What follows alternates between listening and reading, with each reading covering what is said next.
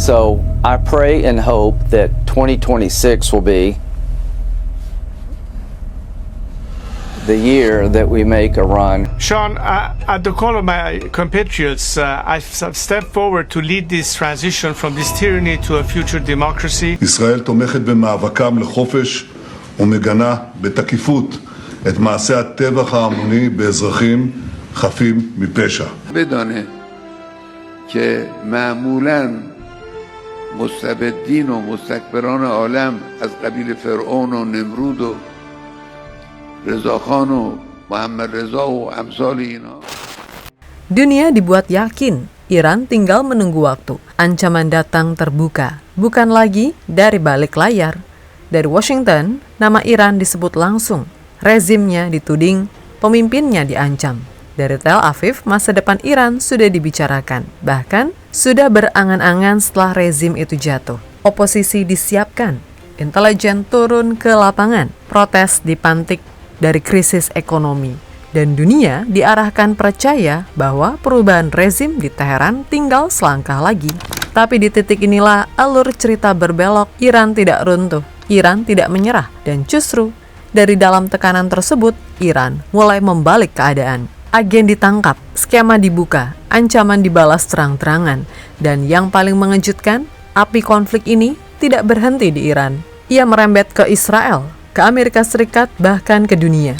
Hari ini kita akan membedah bagaimana skema besar AS Israel terbongkar. Bagaimana Iran mengklaim mengunci permainan, serta kenapa dan bagaimana dunia kini ikut bereaksi.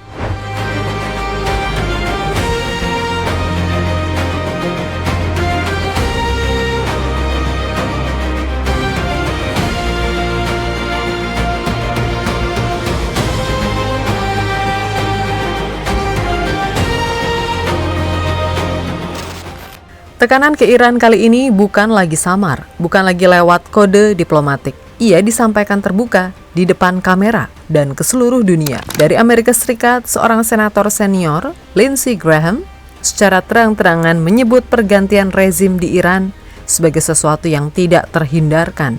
Bahkan ancamannya bukan simbolik. Ia menyebut langsung nama pemimpin tertinggi Iran dan mengatakan bahwa jika Iran tidak berubah, Donald J. Trump akan membunuhnya. He has your back. And to the Ayatollahs, you need to understand, if you keep killing your people who are demanding a better life, Donald J. Trump is going to kill you. Ya, ini bukan bahasa kampanye atau opini analisis. Ini ancaman politik terbuka dari jantung kekuasaan Washington. Dan ancaman itu diperkuat langsung oleh sosok yang sama sekali tidak menyaring kata-katanya, Donald Trump. Trump menegaskan Iran pasti menganggap ancamannya serius. Ia menyebut nama-nama yang sudah jadi bukti, Soleimani, al-Baghdadi, Venezuela. Pesannya jelas, jika Iran melangkah, Trump akan memukul mereka di level yang belum pernah mereka alami.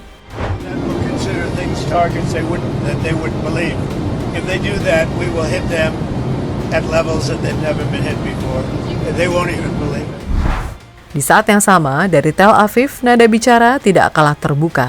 Perdana Menteri Israel, Benjamin Netanyahu, secara halus menghasut warga Iran untuk melawan pemerintah sekarang dan bergabung bekerja sama dengan Israel. Netanyahu jauh berangan-angan. Ia tidak lagi bicara soal tekanan, melainkan soal masa depan setelah rezim Iran jatuh. Netanyahu mengatakan, jika rezim di Teheran tumbang, Israel dan Iran akan kembali menjadi mitra. ישראל תומכת במאבקם לחופש ומגנה בתקיפות את מעשי הטבח ההמוני באזרחים חפים מפשע.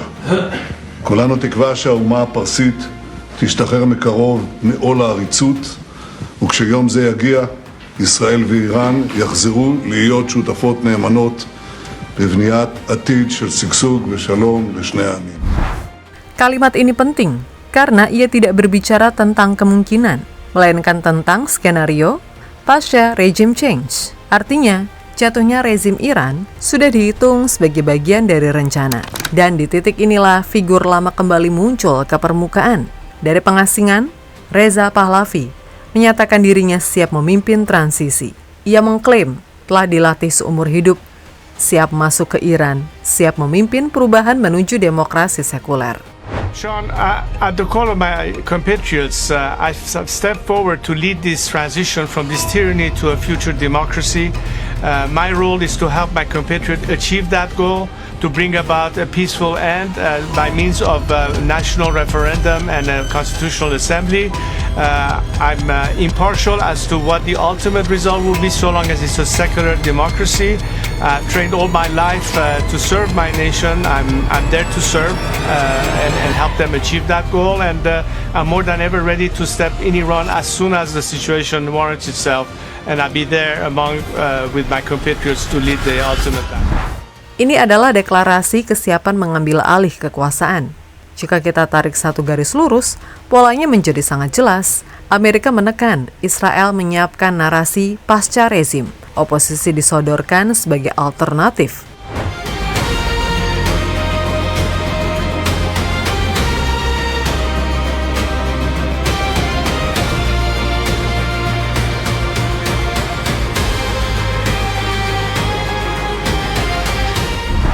Tekanan ke Iran datang lebih dulu, melalui dompet rakyatnya. Sanksi ekonomi bertahun-tahun akhirnya mencapai titik paling sensitif. Nilai rial terjun bebas. Harga kebutuhan pokok melonjak, daya beli ambruk, dan dari celah inilah api protes mulai menyala.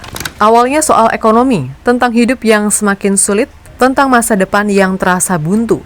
Namun situasi berubah cepat ketika narasi di luar Iran ikut mengambil alih arah cerita. Di tengah gelombang protes, Iran menuduh satu nama yang selama ini mereka sebut sebagai musuh bayangan, Mossad.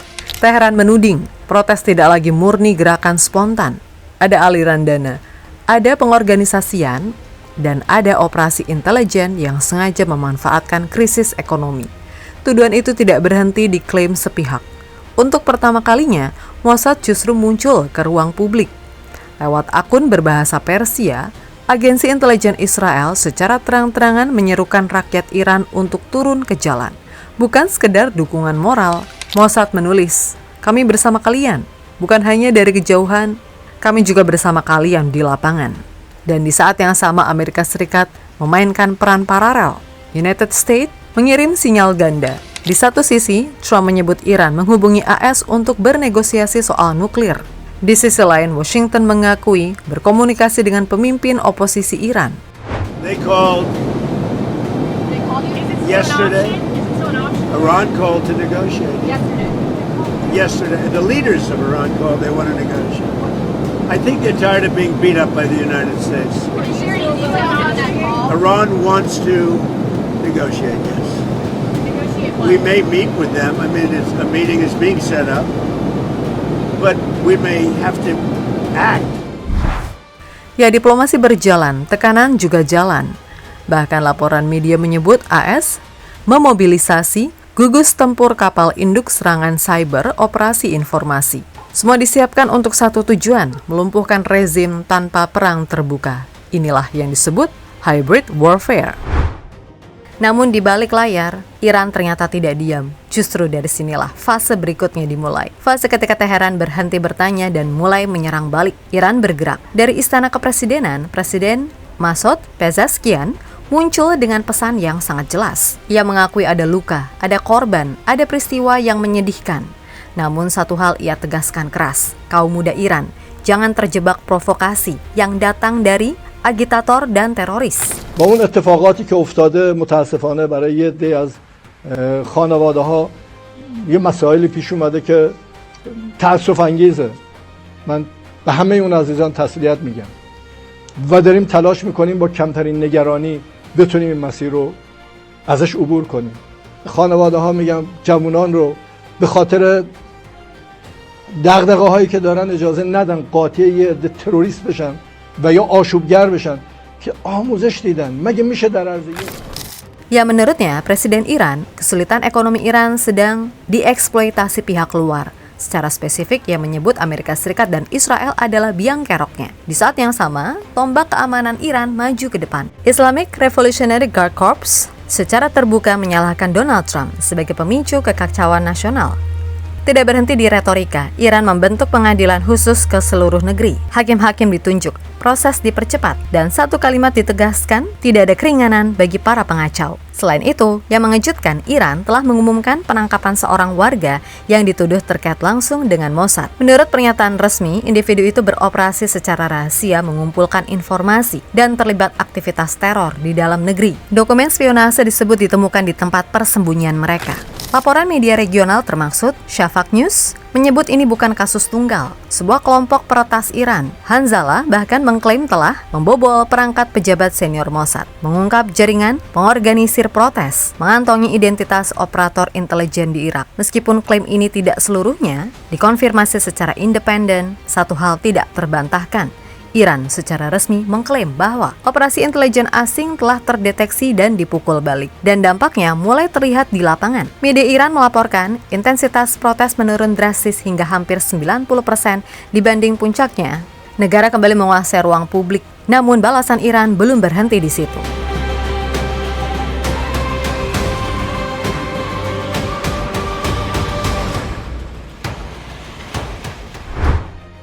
Pada 9 Januari 2026, pemimpin tertinggi Iran, Ayatollah Ali Khamenei, akhirnya angkat bicara, mengirim pesan langsung yang secara eksplisit ditunjukkan ke Donald Trump.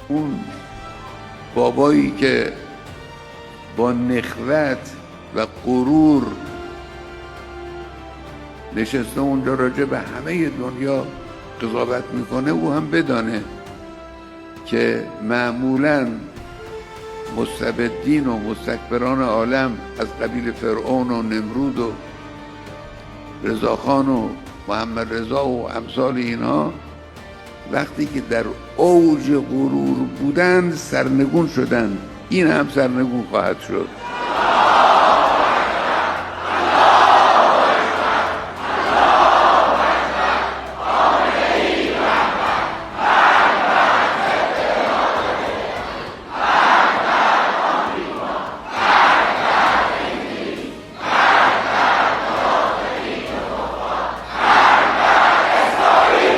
Ya, Khamenei menyebut setiap tiran yang berbicara dengan sombong, yang merasa berkuasa atas dunia, selalu jatuh di puncak kesombongannya.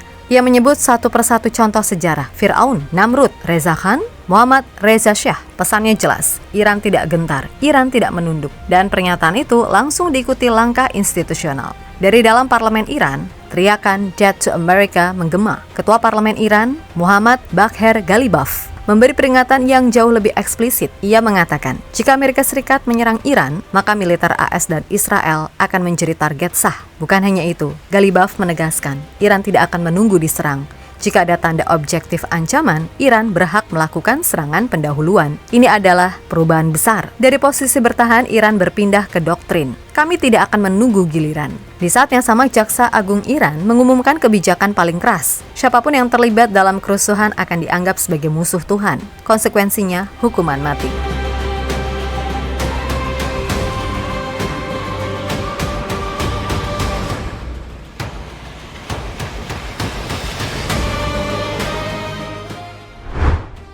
Ketika Iran menegaskan sikapnya, api konflik ini tidak berhenti di Teheran. Ia memantul ke berbagai penjuru dunia. Di Venezuela, ribuan warga turun ke jalan mengecam operasi militer Amerika Serikat dan menuntut pembebasan Nicolas Maduro yang ditahan di Washington.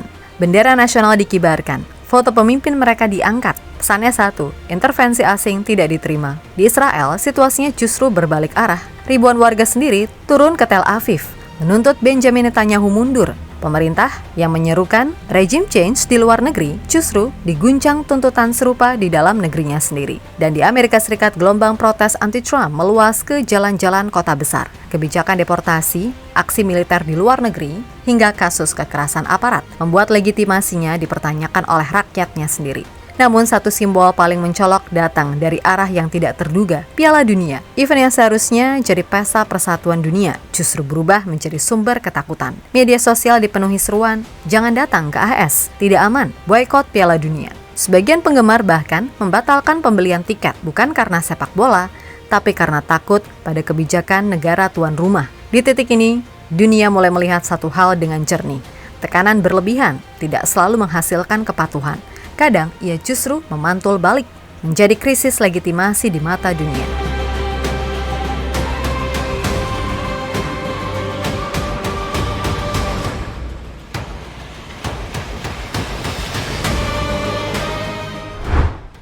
Dari Teheran, pesan sudah dikirim dengan jelas. Iran tidak runtuh, Iran tidak tunduk. Skema besar yang dibangun terbuka justru terbongkar ke publik dan hasilnya tidak sepenuhnya sesuai rencana. Tekanan memantul, api menyebar, dan dunia mulai bersuara. Ini bukan lagi soal siapa paling kuat, tapi siapa yang masih memegang kendali. Dan untuk pertama kalinya, pertanyaan itu tidak lagi punya jawaban sederhana.